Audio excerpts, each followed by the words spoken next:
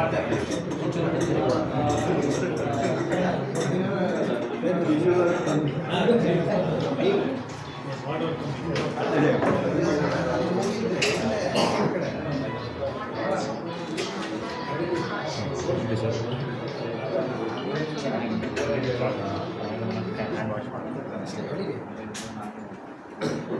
happy morning. Happy morning.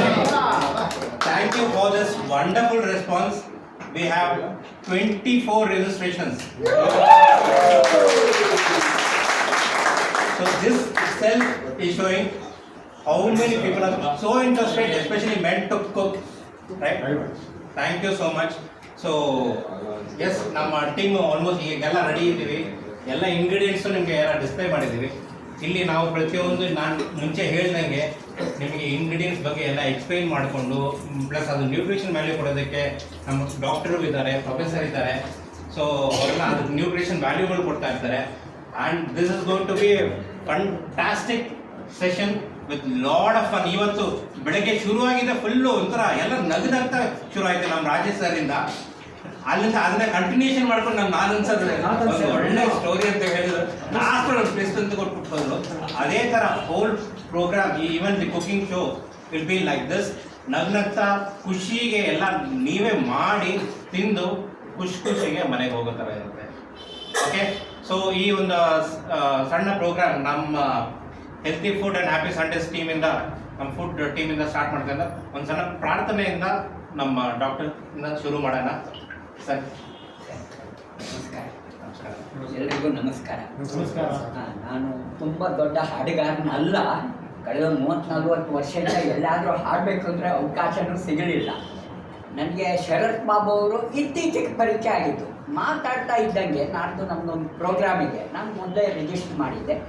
ನೀವು ಹಾಡಬೇಕು ಅಂತ ಹೇಳಿ ಒಂದು ಅವಕಾಶ ಸಿಗ್ತಲ್ಲ ಅಂದ್ಕೊಂಡೆ. ಆದರೆ ತುಂಬ ಮಹನೀಯರೆಲ್ಲ ಇದ್ದಾರೆ, ನನಗೂ ವಯಸ್ಸಾಗಿದೆ, ಸ್ವಲ್ಪ ನೀವು ನನ್ನ ಇದನ್ನು ಸುಧಾರಿಸ್ಕೊಂಡು ತಗೋಬೇಕು. ಬಟ್ ಒಂದು ವಿಶೇಷತೆ ಏನಂದರೆ ನಾನು ಬಾತ್ರೂಮ್ ಸಿಂಗರ್ ಅಲ್ಲ, ನಾನು ಅಡುಗೆ ಮನೆ ಸಿಂಗರ್.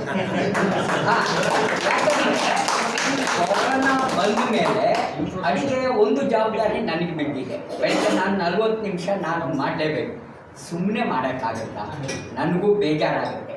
ಆಗ ನನ್ನ ಎಂಡಾರ್ಫಿನ್ ಅಥವಾ ಸ್ಟೀರಾಯ್ಡ್ಸ್ ಜಾಸ್ತಿ ಮಾಡಬೇಕಾದ್ರೆ ಒಂದು ಹಾಡಬೇಕು ಅಥವಾ ಜೋಕ್ಸ್ ಹೇಳಬೇಕು ಅಥವಾ ಕೇಳಬೇಕು ಅಥವಾ ಆ್ಯಕ್ಟಿಂಗ್ ಮಾಡಬೇಕು. ಅದರಿಂದ ನಾನು ಈಗ ಏನಾದರೂ ಹಾಡೋದಿದ್ದರೆ ಈಗ ಪ್ರಾರ್ಥನೆ ಮಾಡ್ತೇನೆ. ಅದನ್ನು ನಾನು ಅಡುಗೆ ಮನೆಯಲ್ಲಿ ಏನು ಮಾಡ್ತಾ ಇದ್ದೇನೆ ಅದನ್ನೇ ಮಾಡ್ತಾ ಇದ್ದೇನೆ. ಒಂದು, ನಾನು ತುಂಬ ಹಾಡುಗಳನ್ನು ಕೇಳಿ ಅವುಗಳನ್ನು ಬಾಯ್ಪಾಠ ಮಾಡಿ ಹಾಡಿದೆ. ಅದರಲ್ಲಿ ಕನ್ನಡ, ಮರಾಠಿ, ಹಿಂದಿ, ಸಂಸ್ಕೃತ ಇದೆ. ನಾವು ವಿನಾಯಕನನ್ನು ಮೊದಲಾಗಿ ಸ್ಮರಿಸ್ತೇವೆ ಯಾವುದೇ ಕಾರಣ ಮಾಡುವಾಗ, ವಿಘ್ನ ನಾಶ ಆಗಲಿ ಅಂತ ಹೇಳಿ. ಅದರಿಂದಾಗಿ ನಾವು ಕನ್ನಡದಲ್ಲಿ ತುಂಬ ಕೇಳಿದ್ದೇವೆ. ಯಾಕಂದರೆ ಈಗ ಗಣೇಶ ಚತುರ್ಥಿ ಬರ್ತಾ ಇದ್ದಂಗೆ ಲೌಡ್ ಸ್ಪೀಕರ್ನ ನಮ್ಮ ಕಿವಿಗೆ ಹೊಡಿತಾ ಇರುತ್ತೆ. ಆದರೆ ಇವತ್ತು ನಾನು ಒಂದು ಮರಾಠಿ ಭಕ್ತಿಗೀತೆಯನ್ನು ಹಾಡ್ತೇನೆ ವಿನಾಯಕನ ಬಗ್ಗೆ. ತಾವು ಅದನ್ನು ಆನಂದಿಸಿ, ಆಮೇಲೆ ಬೇರೆ ಕನ್ನಡದ್ದು ಇದೆ, ಅದಕ್ಕೆ ಸಂದರ್ಭ ಬಂದ ಅದನ್ನು ಮಾಡ್ತಾ ಹಾಡು. ನಾನು ಹೀಗೆ ಅಡಿಗೆಗೆ ಇಟ್ಟಾಗ ಕುಕ್ಕರ್ ಬೇಯೋದಕ್ಕೆ 20 ನಿಮಿಷ ಆದರೂ ಬೇಕು. ಅಲ್ಲಿವರೆಗೆ ಬೇರೆ ಕೆಲಸಗಳನ್ನು ಮಾಡ್ತಾ ನಾನು ಹಾಡ್ತಾ ಇರೋದು.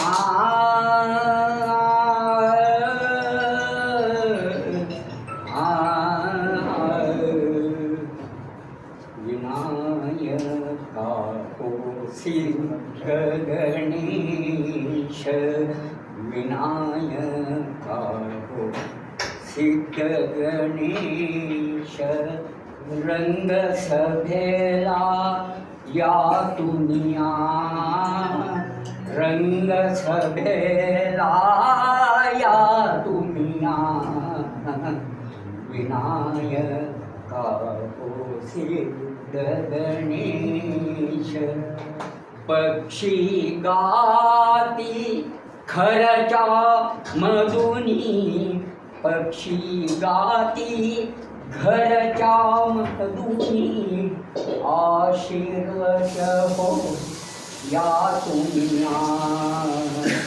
विनायका हो सिद्धगणेश विनायका मूर्ती गणेश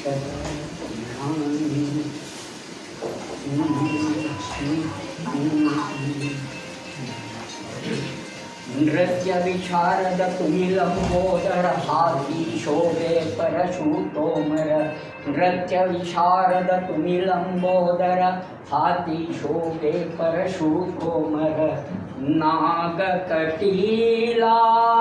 बांधुनिया, नागकटीला बांधुनिया, नागकटीला बांधुनिया, विनायका हो सिद्ध गणेश, विनायका हो सिद्ध गणेश, अपराधाला घाला पोटी, अपराधाला घाला पोटी, तुमच्या माझा प्रेमासाठी, तुमच्या माझा प्रेमासाठी, रसिकाटी भेटी गाठी, रसिकाटी भेटी गाठी, काव्यसुधाही प्राशुन ओटी, प्राशुन ओटी, काव्यसुधा सुधा,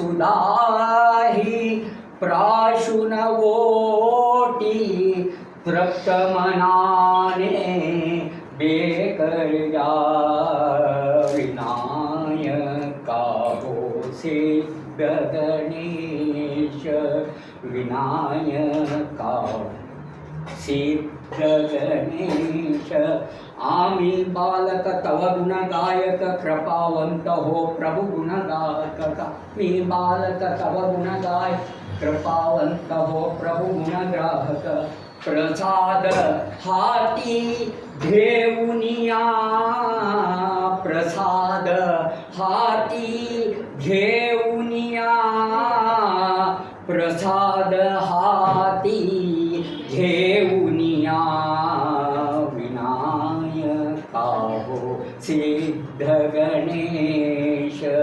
विनायका हो, विनायका हो, विनायका हो सिद्ध Ganesh.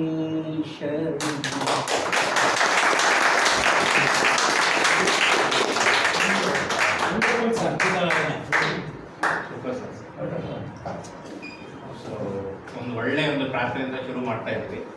So thank you so much. ಮತ್ತೆ ಓಕೆ, ಒಂದು ಸಣ್ಣದಾಗಿ ಸಿಂಪಲ್ ನನ್ನ ಒಂದು ಟೀಮಿನ ಇಂಟ್ರೊಡ್ಯೂಸ್ ಮಾಡ್ತೀನಿ. ನಮ್ಮ ಅರುಣ್ ಸರ್ ಅಷ್ಟು ನಿಂತಿದ್ದಾರೆ, ನಮ್ಮ ಟೀಮಿನ ಅರುಣ್ ಸರ್, ನಮ್ಮ ನಟರಾಜ್ ಸರ್, ನಮ್ಮ ಪ್ರೇಮ್ ಸರ್. ಸೊ ನಮ್ಮ ಪ್ರತಿದಿನ ಈಗ ಬ್ರೇಕ್ಫಾಸ್ಟ್ ಮಾಡ್ತಾ ಇದ್ದಾರೆ, ನಂದು ಮತ್ತು ಪ್ರೇಮ್ ಸರ್ ಕಡೆಯಿಂದ ಬರ್ತಾ ಇರೋದು. ಸೊ ನಮ್ಮ ರಾಮಕೃಷ್ಣ ಸರ್, ಇವರು ಒಂದು ಒಳ್ಳೆ ಎಕ್ಸ್ಪರ್ಟು ಕುಕ್ಕಿಂಗಲ್ಲಿ. ಸೊ ನಾವು ಕುಕ್ಕಿಂಗ್ ಮಾಡ್ತಾ ಇದ್ದೀವಿ ಅಂತ ಹೇಳಿದ್ದಾರೆ, ಅವರು ಆಯಿತು ನಾನು ಬರ್ತೀನಿ, ನಿಮಗೆ ಸಪೋರ್ಟ್ ಮಾಡ್ತೀನಿ, ಹೇಳ್ಕೊಡ್ತೀನಿ ಅಂತ ಹೇಳಿದ್ದಾರೆ. ಆ್ಯಂಡ್ ಚಾಪಿಂಗಲ್ಲೆಲ್ಲ ತುಂಬ ಒಳ್ಳೆ ಎಕ್ಸ್ಪರ್ಟು. ಸೊ ನೆಕ್ಸ್ಟ್ ಈ ಒಂದು ಶೋ ಇಂದ ಏನಾಗ್ತಾ ಇದ್ದಾರೆ, ನಂದು ನೆಕ್ಸ್ಟ್ ಪ್ಲಾನ್ ಅನ್ನೋದು ಆಲ್ರೆಡಿ ಶುರು ಆಗ್ತಾ ಇದೆ. So which is a wonderful team. So even food team is taking one step forward. So and madam, Suma madam ಎಲ್ಲರಿಗೂ ಪರಿಚಯ ಇದ್ದವ್ರೆ. ಆ್ಯಂಡ್ ಎಲ್ಲ ಹೇಳ್ತಾರಲ್ಲ, for every men is a women behind ಅಂದಾಗೆ ನಮ್ಮ ಪ್ರೇಮ್ ಸರ್ ಅವರು ಬಿಹೈಂಡ್ ಇರೋ ವುಮೆನ್ ಮೇಡಮ್ ಅವರು. ಸೊ ಇದು ನಮ್ಮ ಒಂದು ಫುಡ್ ಟೀಮ್. ಆ್ಯಂಡ್ ಬಾಕಿ ಎಲ್ಲ ಇರೋರೆಲ್ಲ ನಮ್ಮ ಪಾರ್ಟಿಸಿಪೆಂಟ್ಸ್. ಸೊ ಇವತ್ತು ನೀವು ಸಹಿತ ನಮ್ಮ ಫುಡ್ ಟೀಮ್ ಅವರೇ ಇವತ್ತಿಂದ. Thank you so much. Okay ಇವಾಗ ಫಸ್ಟ್ ಯೂಶಲಿ ಏನಾಗುತ್ತೆ ಅಂದರೆ ನಾವು ಇವಾಗ ಏನೇನು ಇಂಗ್ರೀಡಿಯೆಂಟ್ಸ್ ಯೂಸ್ ಮಾಡ್ತಾ ಇದ್ದೀವಿ ಅದನ್ನು ಫಸ್ಟ್ ನಾವು cleaning process plus cutting process ಇದನ್ನೆಲ್ಲ ರೆಡಿ ಮಾಡಿಕೊಂಡು ನೆಕ್ಸ್ಟು ನಾವು ಕುಕಿಂಗ್ ಪ್ರೊಸೆಸ್ಗೆ ಹೋಗೋಣ. ಫಸ್ಟ್ ನಾವು ಇಲ್ಲ ಯೂಸ್ ಮಾಡ್ತಾ ಇರೋ ಇಂಗ್ರೀಡಿಯೆಂಟ್ಸ್ ಬಂದ್ಬಿಟ್ಟು ನಾವು ಮಾಡ್ತಾ ಇದ್ದೀವಿ. ಫಸ್ಟ್ ಏನು ಐಟಮ್ ಮಾಡ್ತಿರೋದು? ವೆಜ್ ಪಲಾವ್. ಹಾಂ, ವೆಜ್ ಪಲಾವ್. ಪಲಾವ್ ನಮ್ಮ ಮತ್ತೆ ಜನಕ್ಕೆ ಕ್ವೆಶನ್ ಮಾರ್ಕ್ ಬರಬಾರ್ದಲ್ಲ. ಸೊ ವೆಜ್ ಪಲಾವ್ ಮಾಡ್ತಾರೆ. ಸೊ ವೆಜ್ ಪಲಾವ್ ನಾವು ಇವತ್ತು ಮಾಡ್ತಾ ಇರೋದು ಕೆಲವು ವೆಜ್ ಇಂಗ್ರೀಡಿಯೆಂಟ್ಸಿಂದ, ಅಂದರೆ ಕ್ಯಾರೆಟು. ಸೊ ಕ್ಯಾರೆಟು ಯೂಶಲಿ ನಾನು ಪರ್ಟಿಕ್ಯುಲರ್ಲಿ ಚೂಸ್ ಮಾಡೋಕೆ ಒಬ್ಬರದ್ದು ಒಂದೊಂದು ಚಾಯ್ಸ್ ಇರುತ್ತೆ. ನಾನು ಪರ್ಟಿಕ್ಯುಲರ್ಲಿ ಚೂಸ್ ಮಾಡೋಕೆ ಸ್ವಲ್ಪ ಸೈಜು ಚಿಕ್ಕದಿರೋದು ಚೂಸ್ ಮಾಡ್ಕೊತೀನಿ. ಒಂದು ನಾಟಿ ಅಂತ, ಒಂದು ನಾಟಿ ಅಂತಲೂ ಇವಾಗ ಅದು ಗ್ಯಾರಂಟಿ ಹೇಳೋಕ್ಕಾಗಲ್ಲ ನಾವು. ಸೊ ಇನ್ನೊಂದೆಲ್ಲ ನಮಗೆ ಚಾಪಿಂಗ್ಗೆ ಈಸಿ ಆಗುತ್ತೆ. ತುಂಬ ದೊಡ್ಡದಿದ್ದಾಗ ಕಟ್ ಮಾಡೋದು ತುಂಬ ಕಷ್ಟ ಆಗುತ್ತೆ. ಹಾಗಾಗಿ ಸ್ವಲ್ಪ ಸೈಜ್ ಚಿಕ್ಕದು ತೊಗೊಂಡ್ರೆ ನಮಗೆ ಕಟ್ ಮಾಡೋದಕ್ಕೆ ಈಸಿ ಆಗುತ್ತೆ. ಓಕೆ, ಆಮೇಲೆ ನೆಕ್ಸ್ಟ್ ಯೂಸ್ ಮಾಡ್ತಾ ಇರೋದು ಬೀನ್ಸ್. ಈಗ ಬೀನ್ಸ್ ಬಂದ್ಬಿಟ್ಟು ಇದು ಸ್ವಲ್ಪ ಲೈಟ್ ಕಲರ್ ಇದೆ. ಸೊ ಇದ್ರ ಸ್ವಲ್ಪ ಟೇಸ್ಟು ಚೆನ್ನಾಗಿರುತ್ತೆ. ಆಮೇಲೆ ನಾರು ಕಮ್ಮಿ ಇರುತ್ತೆ. ನಾರನ್ನು ನಾವು ಇದು ತೆಗೆದಾಗ ಸೈಡಲ್ಲಿ ಒಂದು ಇದು ಬರುತ್ತೆ, ಅದು ನಮಗೆ ಈಸಿ ಇರುತ್ತೆ. ಓಕೆ, ನೆಕ್ಸ್ಟು ಬಟಾಣಿ. ಆದಷ್ಟು ಪ್ಯಾಕೆಟ್ ಬಟಾಣಿ ಬಿಟ್ಬಿಟ್ಟು ಇಲ್ಲ ಫ್ರೋಝನ್ ಬಟಾಣಿ ಬಿಟ್ಬಿಟ್ಟು ಈ ಥರ ಬಟಾಣಿ ತೊಗೊಂಡ್ರೆ ನಿಮಗೆ ಈಸಿ ಆಗುತ್ತೆ. ಒಲಿಯೋದು ಜಾಸ್ತಿ ಹೊತ್ತು ಏನಾಗಲ್ಲ, ತುಂಬ ಬೇಗ ನಾವು ಇದು ಹೊಲಿಸ್ಬಿಟ್ಟು ಆ್ಯಂಡ್ ಟೇಸ್ಟ್ ನಮಗೆ ಚೆನ್ನಾಗಿರುತ್ತೆ. ಈ ಹಸಿ ಬಟಾಣಿ ಹಾಗೆ ತಿನ್ಬೋದು, ತಿಂದ್ರೇನು ತುಂಬ ಸ್ವೀಟ್ ಆಗಿರುತ್ತೆ. ಓಕೆ, ಆಮೇಲೆ ಇದು ನಾವು ನವಿಲ್ ಕೋಸು ಅಂತ ಹೇಳ್ತೇವೆ. ಇನ್ನು ಬೇರೆ ಗಡ್ಡೆಕೋಸು, ನವಿಲ್ ಕೋಸು ಅಂತ ಹೇಳ್ತೇವೆ, ಗಡ್ಡೆಕೋಸು. ಸೊ ಇದು ನಾವು ಚೂಸ್ ಮಾಡುವಾಗ ಯೂಶಲಿ ಹೇಗೆ ಚೂಸ್ ಮಾಡಿದ್ರೆ, ನಾವು ಉಗುರಿತ್ತು ಅಂದರೆ ಅದನ್ನು ಒಂದು ಸ್ವಲ್ಪ ಪ್ರೆಸ್ ಮಾಡಿ ನೋಡಬೇಕು. ಒಳಗೆ ಹೋಯ್ತು ಅಂದರೆ ಅದು ಫ್ರೆಶ್ ಇದೆ ಅಂತ. ಅದು ಒಳಗೆ ಹೋಗಿಲ್ಲ, ರಬ್ಬರ್ ಥರ ಬೌನ್ಸ್ ಆಗ್ತಾ ಇದೆ ಅಂದರೆ ದೆನ್ ಅದು ಫ್ರೆಶ್ ಇಲ್ಲ ಅಂತ. ಸೊ ಅದು ವೇ ಆಫ್ ಚೂಸಿಂಗ್ ಇಟ್.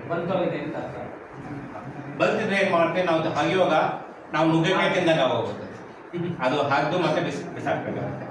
ಆಮೇಲೆ ಈ ಏನೇ ಅಡುಗೆ ಮಾಡೋಗಳು ಯೂಶಲಿ ಪಲಾವ್ ಆಗಲಿ ಇಲ್ಲ ಸಾಂಬಾರು ಮಾಡೋಆಗಲಿ ಆದಷ್ಟು ನಾವು ನಾಟಿ ಟೊಮೆಟೊ ಯೂಸ್ ಮಾಡ್ತೀವಿ. ನಾಟಿ ಟೊಮೆಟೊ ಯೂಸ್ ಮಾಡಿದಾಗ ನಮಗೆ ಅಡುಗೆಗೆ ಬೇಕಾದ ಹುಳಿ ಏನಿದೆಯೋ ಅದು ಇದರಿಂದಲೂ ನಮ್ಗೆ ಸಿಗುತ್ತೆ. ಹಾಗಾಗಿ ನಾಟಿ ಟೊಮೆಟೊ ಯೂಸ್ ಮಾಡ್ತೀವಿ. ಆ್ಯಂಡ್ ಫಾರನ್ ಟೊಮೆಟೊ ನೋಡಿರ್ತೀರ, ಅದು ಶೇಪ್ ಸ್ವಲ್ಪ ಈ ಥರ ಇರುತ್ತೆ. ಸೊ ಇದು ಬಂದ್ಬಿಟ್ಟು ನಾವು ಇವಾಗ ರೈತಾಗಿ ಯೂಸ್ ಮಾಡ್ತೀವಿ. ನಾವು ರೈತಾಗೆ ಏನು ಹುಳಿ ಬೇಕಾಗಿಲ್ಲ, ಹಾಗಾಗಿ ನಾವು ರೈತಾಗಿ ಇದನ್ನು ಯೂಸ್ ಮಾಡ್ತೇವೆ. ಅಡುಗೆಗೆ ಪಲಾವ್ಗೆಲ್ಲ ನಾವು ನಾಟಿ ಟೊಮೆಟೊ ಯೂಸ್ ಮಾಡ್ತೇವೆ.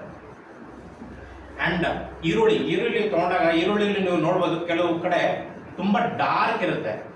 ಡಾರ್ಕ್ ಇದೆ ಅಂದರೆ ಅದು ನಿಮಗೆ ಇನ್ನೂ ಮಾಯಿಶ್ಚರ್ ಕಂಟೆಂಟ್ ತುಂಬ ಜಾಸ್ತಿ ಇದೆ ಅಂತ. ಸೊ ಯೂಸ್ ಮಾಡಬಾರ್ದು ಅಂತೇನಿಲ್ಲ, ಅದು ನೀವು ಪಲಾವ್ಗಾಗಲಿ ಏನೇ ಒಂದು ಫ್ರೈ ಮಾಡೋಕ್ಕೆ ಹೋದಾಗ ಟೈಮನ್ನು ಜಾಸ್ತಿ ತೊಗೊಳುತ್ತೆ, ಯಾಕಂದರೆ ಮಾಯಿಶ್ಚರ್ ಕಂಟೆಂಟ್ ಜಾಸ್ತಿ ಇರುತ್ತೆ. ಆದಷ್ಟು ಸ್ವಲ್ಪ ಲೈಟ್ ಪಿಂಕ್ ಕಲರ್ ಬರ್ತಾರಾಗ ಏನಾಗುತ್ತೆ ಅಂದರೆ ಸ್ವಲ್ಪ ಮಾಯಿಶ್ಚರ್ ಕಂಟೆಂಟ್ ಕಮ್ಮಿ ಆಗ್ತಾ ಇದೆ. ಆಮೇಲೆ ನಿಮ್ಮ ಕ್ವಾಂಟಿಟಿನೂ ನೋಡಿದಾಗ ವೇಯ್ ಮಾಡಿದಾಗ ಸ್ವಲ್ಪ ಜಾಸ್ತಿ ಕ್ವಾಂಟಿಟಿ ಸಿಗುತ್ತೆ. ಆಮೇಲೆ ಫ್ರೈಯಿಂಗಲ್ಲಿ ನಮಗೆ ಜಾಸ್ತಿ ಟೈಮ್ ಆಗಲ್ಲ. ಸೊ ಅದು ನಮಗೆ ಅಡ್ವಾಂಟೇಜ್. ಓಕೆ, ಇನ್ನು ನಿಮ್ಗೆ ಎಲ್ಲರಿಗೂ ಗೊತ್ತಿರೋದು ಜಿಂಜರು ಮತ್ತು ಗಾರ್ಲಿಕ್ಕು. ಸೊ ಇದರಲ್ಲಿ ಬೇರೆ ಏನಿಲ್ಲ.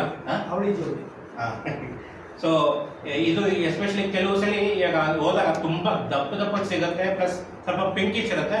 ಅದನ್ನ ತೊಗೊಳಕ್ಕೆ ಹೋಗ್ಬೇಡಿ, ಯಾಕಂದರೆ ಅದು ಬಂದು ಚೈನಾದಿಂದ ಬಂದಿರೋದು, which is not that very good for health.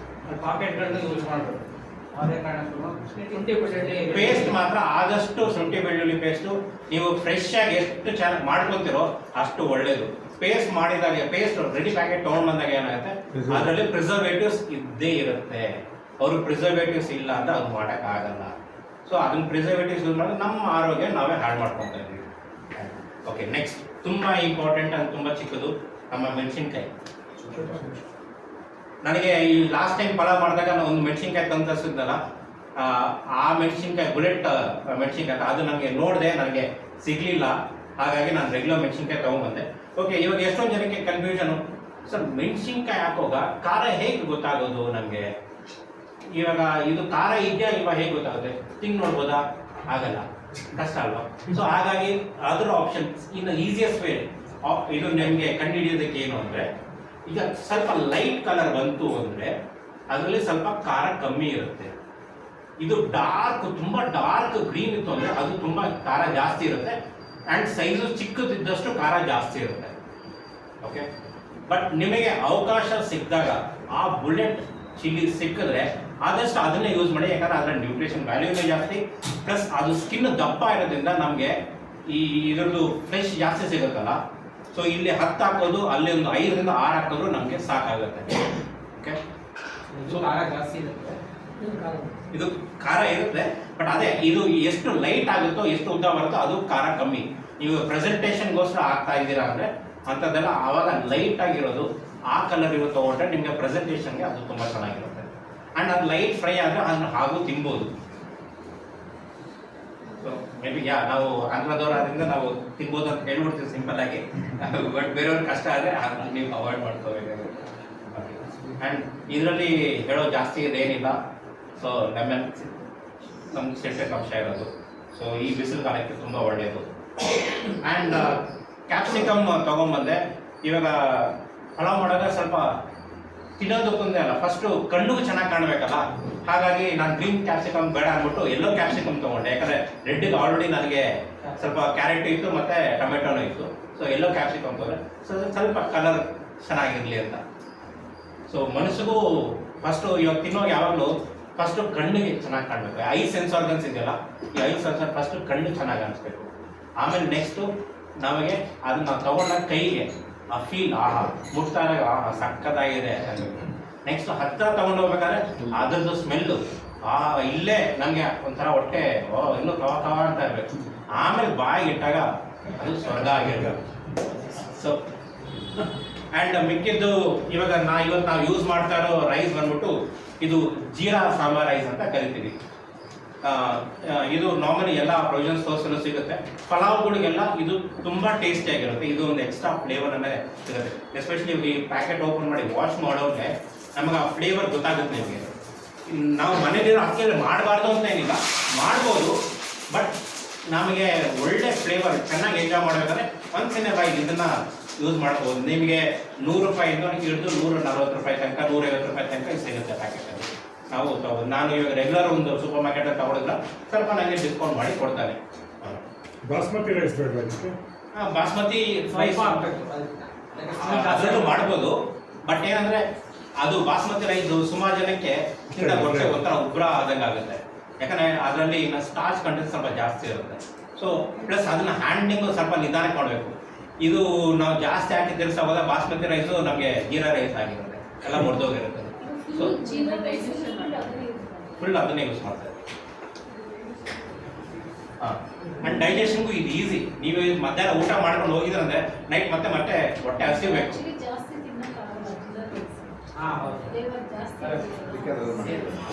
ಇವತ್ತು ತಿಂಡಿ ಇದೆಲ್ಲ ನೀವು ಇದು ಅದು ಬಾಸ್ಮತಿ ಬಾಸುಮತಿ ರೈಸ್ ಜಾಸ್ತಿ ತಿನ್ನಕ್ಕಾಗಲ್ಲ.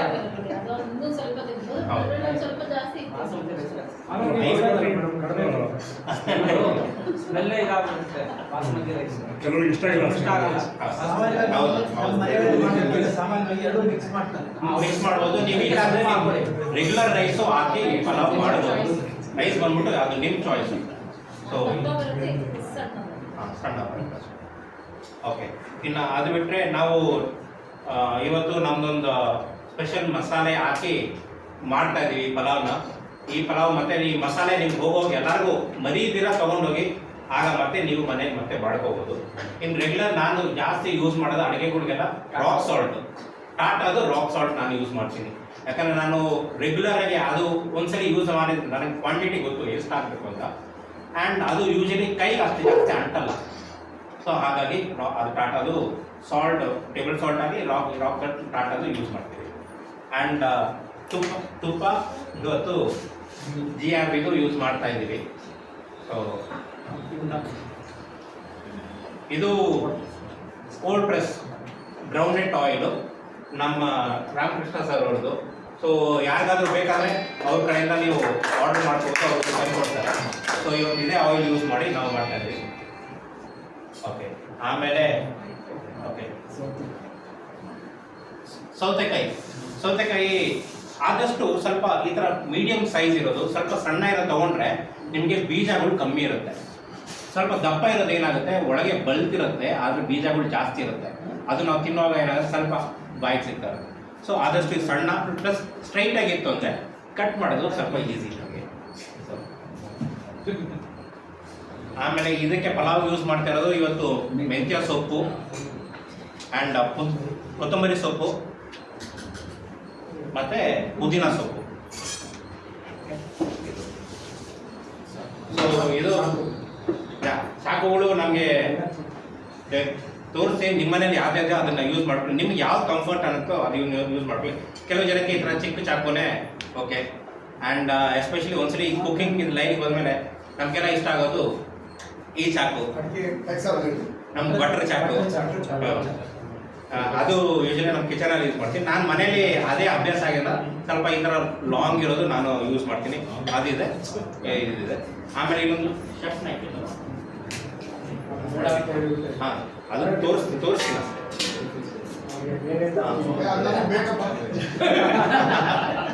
ಇದು ಎಸ್ಪೆಷಲಿ ಈಗ ಜೂಲಿಯನ್ಸ್ ಕಟ್ ಮಾಡ್ಬೇಕಂದ್ರೆ ಇದು ತುಂಬ ಚೆನ್ನಾಗಾಗುತ್ತೆ. ಸಣ್ಣ ಉದ್ದಕ್ಕೆ ನಮಗೆ ಜಿಂಜರ್ ಎಲ್ಲ ಜೂಲಿಯನ್ ಕಟ್ ಮಾಡಬೇಕು, ಇಲ್ಲ ಗಾರ್ಲಿಕ್ಕು, ಇಲ್ಲ ಕ್ಯಾಪ್ಸಿಕಮ್ ಎಲ್ಲ ಕಟ್ ಮಾಡಬೇಕು, ಕ್ಯಾರೆಟ್ ಎಲ್ಲ ತುಂಬ ಈಸಿ ಕಟ್ ಆಗುತ್ತೆ. ಅದಕ್ಕೆ ಇದನ್ನ ಯೂಸ್ ಮಾಡ್ತೀವಿ. Thank you. ಸೊ ಇದು ಓಕೆ. ಯಾರ್ದಾದ್ರು ಏನಾದರೂ ಕ್ವೆಶನ್ಸ್ ಇದೆಯಾ? Any questions? ಈ ವೆಜಿಟೇಬಲ್ ನಲ್ಲಿ ಜಾಸ್ತಿ ಕೆಮಿಕಲ್ ಆಗಿ ಬೆಳೆಸಿರ್ತಾರೆ. ಹಾಂ, ಇದನ್ನ ಹೆಂಗೆ ಮಾಡಿಸ್ತೀವಿ? ಓಕೆ. ಒಂದು ಉಪ್ಪು ನೀರು ಹಾಕಿ ತೊಳಿಬೇಕು.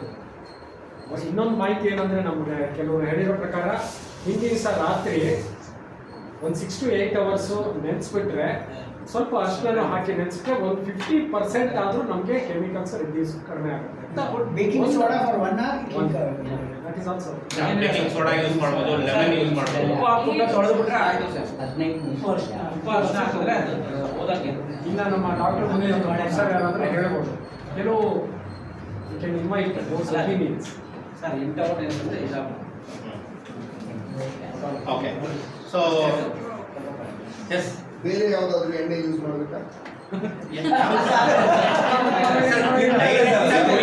ಎಣ್ಣೆ ಬಿಟ್ಟು ಅಲ್ಲ ಅದೇ ಗ್ರೌಂಡ್ನೆಟ್ ಅಂತ ಈಗ ಯೂಸ್ ಮಾಡ್ತಾ ಇರೋದು. ನೀವು coconut ಹಾಕ್ಬೋದು. ಕೋಕೋನಟ್ ಹಾಕೋದು, refined oil, sunflower oil, rice bread oil, ಒಂದು ಹೊರಬಂದು ಅದೇ ಡೈರೆಕ್ಟ್ ಆಗಿ ಕುಡಿಯೋ ಆಯಿಲ್ ಬಿಟ್ಟು ಈ ಎಣ್ಣೆ ಬಿಟ್ಟು ಬೇರೆದೆಲ್ಲ ಯೂಸ್ ಮಾಡ್ಕೋಬಹುದು. ಓಕೆ. ಸೊ ಫಸ್ಟ್ ಪ್ರೋಸೆಸ್ ನಾವು ಇವಾಗ ಪ್ರೋಸೆಸ್ ಏನು ಮಾಡ್ತೇವೆ ಅಂದರೆ, ಫಸ್ಟ್ ಸೊಪ್ಪು ಎಲ್ಲ ಕ್ಲೀನ್ ಮಾಡಿಕೊಂಡು ಮತ್ತೆ ಜಿಂಜರ್ ಗಾರ್ಲಿಕ್, ನಾನು ಅದಕ್ಕೆ ಯಾವುದು ಏನು ವಾಶು ಮಾಡಿಲ್ಲ, ಅದನ್ನ ಮೇಲೆ ತೆಗೆದು ಇಲ್ಲ ಸಿಪ್ಪೆ ತೆಗೆದು ಎಲ್ಲ ನಿಮಗೆ ಕೊಡ್ತಾ ಇದ್ದೀವಿ ಆಪರ್ಚುನಿಟಿ ಇದನ್ನು ಮಾಡೋದಕ್ಕೆ. ಯಾಕಂದರೆ ನೀವು ನೋಡೋದು ಓಕೆ ಒಂದು ಲೆವೆಲ್, ಬಟ್ ಮನೆಗೆ ಹೋದು ಇದು ಹೆಂಗೆ ಹೇಳಿದ್ರು, ಹೆಂಗೆ ಮಾಡಿದ್ರು ಅಂತ ಕ್ವಶನ್ ಬರ್ತಲ್ಲ. ಅದಕ್ಕೆ ಎಲ್ಲ ನಿಮ್ಮ ಕೈಲೇ ಮಾಡಿಸ್ತೀವಿ ಸುಮಾರು. ಸೊ ಇದನ್ನು ಮಾಡಿ ಆಮೇಲೆ ನೆಕ್ಸ್ಟ್ ಚಾಪಿಂಗ್, ವೆಜಿಟೇಬಲ್ ಚಾಪಿಂಗ್ಸ್ ಹೋಗೋಣ. ಎಲ್ಲ ಚಾಪ್ ಮಾಡಿ ಒಂದು ರೆಡಿ ಇಟ್ಕೊಂಡ್ರೆ ನೆಕ್ಸ್ಟ್ ನಾವು ಅಡುಗೆ ಪ್ರಾಸೆಸ್ನ ನಾವು ಸ್ಟಾರ್ಟ್ ಮಾಡ್ಕೊಳ್ಳೋಣ. ಓಕೆ. ಸೊ ಫಸ್ಟ್ ವಾಷಿಂಗ್ ನಮಗೆ ಸ್ವಲ್ಪ ಜಾಸ್ತಿ ಟೈಮ್ ತೊಗೊಳ್ಳೋದೆ. ಈಗ ಪುದೀನ ಸೊಪ್ಪು ಎಲೆ ಬಿಡಿಸ್ಬೇಕಲ್ಲ, ಅದು ಮತ್ತು ಮೆಂತ್ಯ ಸೊಪ್ಪು ಅದನ್ನು ಬಿಡಿಸೋದು. ಸೊ ಇವೆಲ್ಲ ಹಾಕ್ಬೋದು. ಒಳ್ಳೆಯದು. ನಮ್ಗೆ ಆ ಥರ ಏನು ನಮ್ಮ ಕಾನ್ಸೆಪ್ಟ್ ಇವಾಗ ಏನಿರೋದಂದರೆ, ನಾವು ಅಡುಗೆ ಮಾಡಿದ್ರೆ ಪ್ಲೇಟ್ ಖಾಲಿ ಇರಬೇಕು, ಮತ್ತು ಟಿಶ್ಯಲ್ ಒರೆಸ್ಬಿಟ್ಟು ಮತ್ತೆ ವಾಪಸ್ ಇಡೋ ಥರ ಇರಬೇಕು. ಈಗ ನಿಮಗೆ ಏನೂ ಸಿಗಬಾರ್ದು, ನಿಮಗೆ ಚಕ್ಕೆ ಲವಂಗ ಆಗಲಿ ನಾನಾಗಲಿ ಏನೂ ಸಿಗಬಾರ್ದು, ಮೆಣಸಿನ್ಕಾಯಿ ಏನೂ ಸಿಗ್ದಂಗೆ ಇರಬೇಕು. ಎಲ್ಲ ಪ್ಲೇಟ್ ಹಾಕಿದೆಲ್ಲ ಹೊಟ್ಟೆ ಹೊಡೆದು ಆ ಥರ ನಾವು ಇದು ಕೇಳ್ಕೊಳ್ಬೇಕು. ಓಕೆ.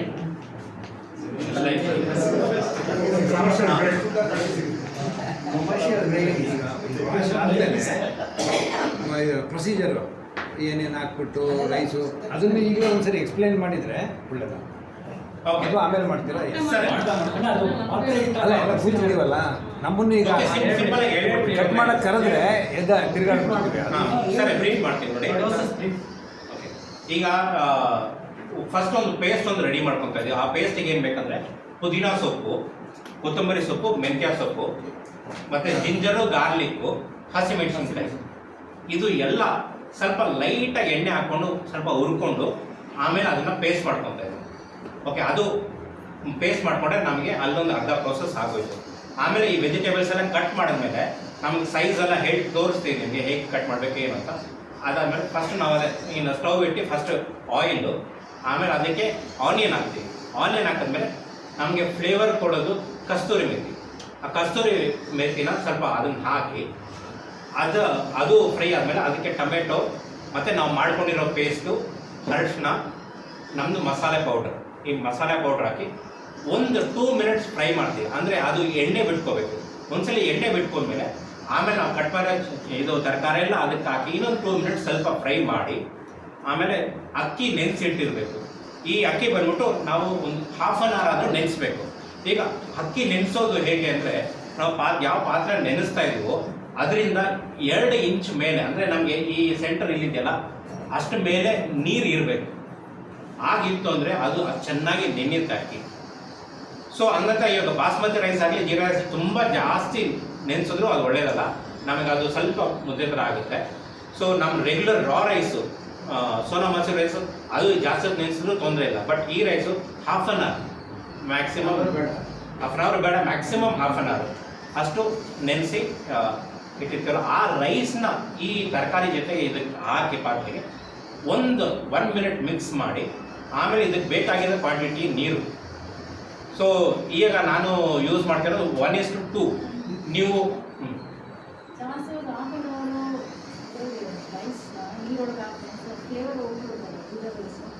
ಮೇಲ್ಗಡೆ ಇರೋದು ಕೋಟಿಂಗ್ ಹೋಗ್ಬೇಕು. ಕೋಟಿಂಗ್ ಅದು ಹೋಗ್ಬೇಕಲ್ಲ, ತೊಳಿಲೇಬೇಕಲ್ಲ.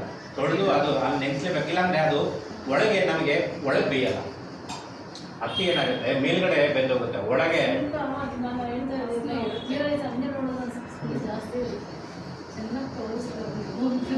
ಇಲ್ಲ ಇಲ್ಲ ಅದು ಒಳಗಡೆನೇ ಇರುತ್ತೆ. ನಿಮ್ಗೆ ಇರೋದಕ್ಕೆ ತೊಂದರೆ ಇಲ್ಲ. ಅಕ್ಕಿ ಒಳಗಡೆನೆ ಅದು ಬಂದಿರುತ್ತೆ. ಅದು ಒಳಗೆ ತಾನೇ ಫ್ಲೇವರ್ ಬರ್ತಾರೆ. ಸೊ ಅದಿರುತ್ತೆ ನಿಮಗೆ. ಓಕೆ.